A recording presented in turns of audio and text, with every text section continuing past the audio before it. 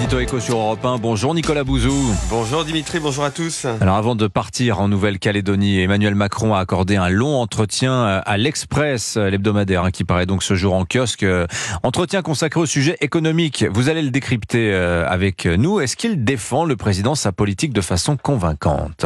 Ça dépend des sujets. Alors cet entretien a le mérite de redonner de la cohérence à l'action économique du président de la République depuis 2017 et d'aborder tous les sujets. La croissance, la réindustrialisation, l'emploi, les finances publiques, l'intelligence artificielle aussi, avec clairement un point fort que le président de la République rappelle à juste titre, c'est la continuité de la politique économique qui a été menée, une politique de l'offre, pro-entreprise, pro-business, avec des baisses d'impôts sur les entreprises, avec des allègements de la fiscalité sur le capital, cette idée de séduire les investissements étrangers, une tentative aussi récente de simplification. Bon, franchement, c'est quand même plaisant d'avoir une politique pro-compétitivité qui ne s'excuse pas, d'autant qu'elle obtient quelques résultats. La France n'a pas connu de récession récemment, le taux de chômage a baissé de 3 points en 10 ans, notre pays n'a jamais attiré autant de projets. Bon, tout ça c'est vrai. Y a-t-il des points qui vous semblent moins convaincants ?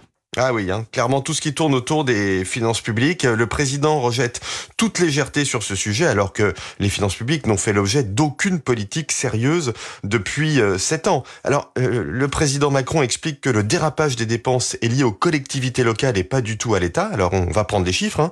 Depuis 2017, la dépense de l'État a augmenté de 18%. Les dépenses des collectivités locales ont augmenté de 21%. Il y a donc un écart, mais enfin franchement, il n'est pas très important. Mais surtout en 2023, le déficit de l'État était de 3,3% du PIB et celui des collectivités locales était de 0,4% du PIB. Le reste, c'est la sécurité sociale. Donc, on voit bien que l'État est moins bien géré que les collectivités locales. Les gouvernements qui se sont succédés depuis 2017 n'ont pas géré les finances publiques avec rigueur. D'ailleurs, j'observe que dans cet entretien, le président annonce de nouvelles dépenses, 10 millions d'euros par exemple, pour que le Conseil national du numérique fasse des réunions sur l'intelligence artificielle, franchement pas indispensable. Oui, il suggère que l'Union européenne, justement, se dote d'une capacité d'endettement plus importante. Ouais, c'est symptomatique que la France demande de la dette, mais le sujet c'est comment convaincre l'Allemagne de s'engager dans une telle politique avec nous. Alors, l'Allemagne, le président de la République le rappelle, a des difficultés économiques en ce moment parce qu'elle ne dispose plus du gaz russe et son client, la Chine, est en difficulté. Mais la dette publique de l'Allemagne est de 63% du PIB contre 110% pour nous.